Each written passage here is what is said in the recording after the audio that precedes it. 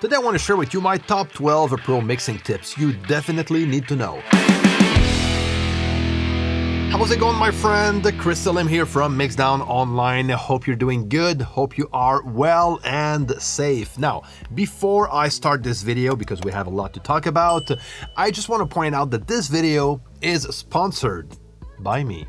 Because yes, I'm relaunching my Ultimate CUBASE Mixing Masterclass next week at a special discount, available for 1 week only. So if you want to know more about this one, you can check the link down below or right here on top.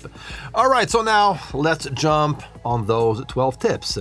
Let's start with the first one, which is use a mixing template. Working with a mix template is a very good way to save time and speed up your mixing workflow. This is what I do on my side. I have my mixing template that I upgrade once in a while, but I do use it every time I have a song to mix, whether it's a song that I produce myself, one of my own songs, or a song that comes from a client for me to mix. I'm always going to import those files into my mix template where all of my main channels are going to be set up, like my instrument buses, my effects channel tracks. All of my routing is also going to be taken care of. So I won't need to just repatch and reroute everything, every time I start up a mix, So working with a template is something very useful. Now, if you want to know more about how you can build your own mix template, you can follow my mini course on how to build the perfect mix template. The link is down below. And you'll also be able to download my own mix routing template that I made available as a free download. So again, the link is down below. Okay, now let's jump on tip number 2. Get it right at the source. Yeah, you probably heard that one more than once, but I'm telling you, it is an important step. I'm telling you, it's not something that you do when mixing. I realize that. However, when you get it right at the source, the mixing stage is way easier and your mix will sound better, That is guaranteed. So if you don't know what I'm talking about when I'm talking about getting it right at the source, I'm talking about the recording stage, the performance. When you have like a good performance and a very good recording, that is 70% of your mix, if not more. I know that a lot of people are going to tend to think that, the home studio reality is to deal with bad recordings and bad performances, and the mixing stage is like where everything happens, to make everything sound better. I don't believe that being a home studio or a self-produced musician is an excuse to get lousy recordings and lousy performances. I'm going to urge you to pay attention and to put a bit more focus on your recordings and on the performances, and you'll see how far your mixes are going to go. Now, if recording is something you struggle with and you would love me to produce more content on how to get better recordings, let me know down below. Now, let's talk about tip number 3. Start your mix with a static mix. Call it a static mix, call it a rough mix, or even a balanced mix. The idea is to balance and mix your song without any plugins. So you only use panning and faders. That's it. That is a very good way to establish a good starting point and to evaluate how good the recording is, and also to know the arrangement of the song, to get familiar with the song itself, the structure of the song, and so on, especially if you're mixing somebody else's music. And something that I like to do once I have like a good sounded rough mix, I love to just bounce that back into my mixing session so I can compare later on, the further I get into my mix, to actually see if I'm improving my mix compared to the rough mix. So this is actually a very good way to compare.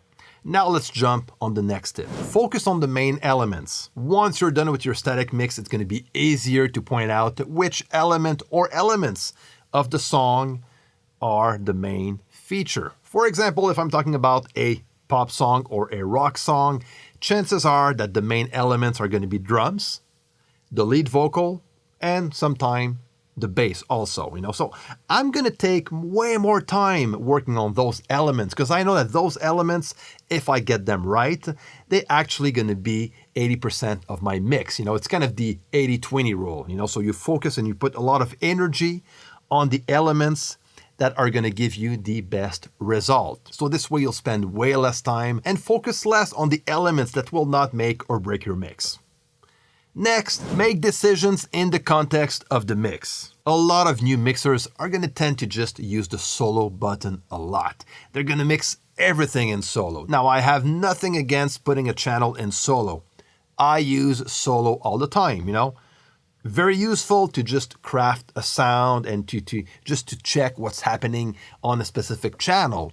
However, if you don't make your final decisions according to the context of the mix, you might end up in trouble, So that's why it's very important, and this is something that I do on my end, is to take my mixing decisions and mixing moves in the context of the mix. Of course, I'm going to solo a channel if I have to, let's say I'm working on my drum sound and I want to focus on the snare.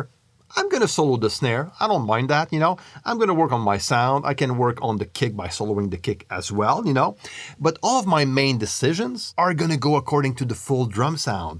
And that full drum sound is going to go according to the mix. I'm going to make sure it fits well in the context of the mix. So this is where I'm going to make all of my main and final decisions. And when doing so, something that can happen is by soloing a track afterwards, that channel can sound actually pretty bad on its own. But when it's blended in the context of the mix, it does sound right, So that's why it's very important to make those mixing decisions in the context of the mix. Now for tip number 6, improve your mixing skills. Now, I mean, invest in yourself. There's so much plugins can do for you, if you don't have the skills to work with them. And this is where improving your skills is going to be way more important than any types of gear that you mix with. So that's why I'm going to say, don't be afraid to invest in yourself. Document yourself. Read mixing books. Take online courses. Do more research on increasing your knowledge on compression, EQ, reverb, saturation, delay, all those fundamentals of mixing, very important to manage and to know them well. This is going to go way further than any plugins out there, So putting some time, effort, and invest in yourself is going to play a big role into your mixing career. I've been mixing for 17 years and I always want to get better at mixing. I always want to find a way to increase my skills and to work on my skills. So I do read mixing books. I do take online courses. I love doing so because it helps me out as an artist and as a mixer. And also you need to take the time to practice, to mix and mix and mix. Okay, so, the more you're going to mix, the better you will get. And this is also going to improve your mixing skills. If you don't have enough tracks to mix, you can click the link below and download my free multi-tracks. Okay, now to the next tip. Get to know the tools you work with. Now, when I'm talking about the tools, I'm talking about the DAW, like CUBASE, Pro Tools, Studio One, and so on. Your headphones, if you're mixing on headphones, or studio monitors. Your plugins, your hardware, if you mix with hardware. Get to know the tools you work with, Learn them to the point that you don't have to think of them anymore, So go that far. If that means that you need to use less plugins while mixing, do so. Use the plugins that you know pretty well. So this way your mixing decisions are going to be way faster and you'll be way more efficient when mixing. And every time you purchase a new plugin, take the time to learn about the plugin. Make sure that when you work with it, you know it very well. There's nothing worse than mixing a song and working with a plugin or, a gear or whatever, and taking more time to learn the plugin itself than mixing the song. So don't be afraid to take the time to learn your mixing tools to be more efficient. Now, let's look at tip number 8. Listen first. Don't jump too fast on applying any sorts of mixing techniques. Mixing techniques are amazing. But you know what? Sometimes the answer is way more simple than you think. It's not all your mixes that are going to need sidechain compression, for example, which is a great technique. But if your mix doesn't need that technique, don't force it, So just mix with intention. Ask yourself every time you want to use a technique or you just want to add a plugin on a track, ask yourself, why do you want to add that technique? Why do you want to add this plugin? Is it going to fix the problem? Is it going to enhance the sound? Is it going to get to the point where you want to bring your mix at? Or you just don't have the answer? If you don't have the answer, don't use it. That means it doesn't need it, So mix with intention. Don't get the plugins and the techniques to rule over you. Be the one who controls the plugins and the mixing techniques. Use them to your advantage, Make sure it's not the other way around. Be intentional when you mix and take the time to listen before making any moves. Now for tip number 9, use references. Yes, I'm a big fan of working with references when mixing, so I can compare my mix to a pro-sounded mix, just to make sure that my mix is going in the right direction. So this is how I love to use a reference track. Now, there's several things that you can focus on when working with a reference track. You can focus on the tone of the reference. This is what you want to compare with your own mix. You can also compare the balance between the instruments, if the vocal is way up front or further down in the mix, how much reverb or ambience you have on the reference compared to yours, So just point out the elements that you like in the reference track and try to compare with your mix. And you can actually work with more than one reference track if you want to, That depends on what you're actually referencing your track for. And if you want to know how to set that up in CUBASE, I actually made a video on that months ago. I'm going to leave the link on top.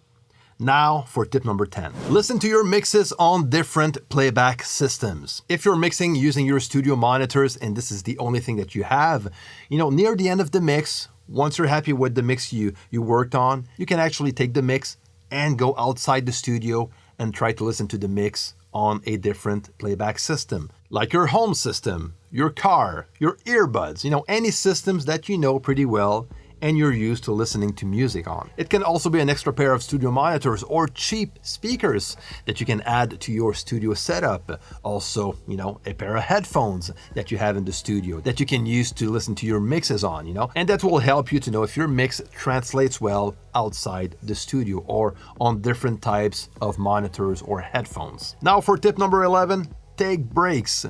This is something very important. The more we mix, the more we spend time mixing, at some point we're gonna get ear fatigue, without even realizing it, So it's very important to, for every hour of mixing work, take 10 minutes.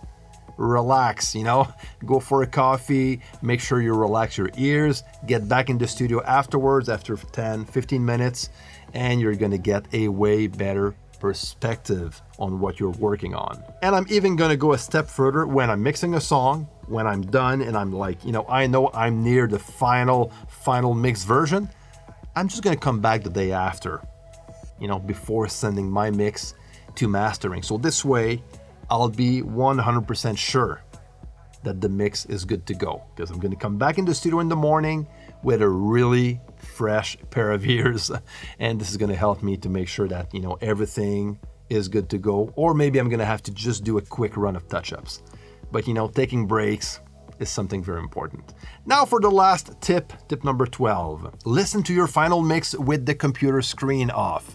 I talked about that before on this channel, and this is something that I do on my side before I send the mix to mastering. Doing so is going to force you to pay way more attention and to focus on what's coming out of the speakers instead of, being distracted by what you see on your computer screen. And you'll be surprised on how much stuff you're gonna hear that you never paid attention to. So try it out and let me know how that goes. So there you go, those are my 12 pro mixing tips that I wanted to share with you.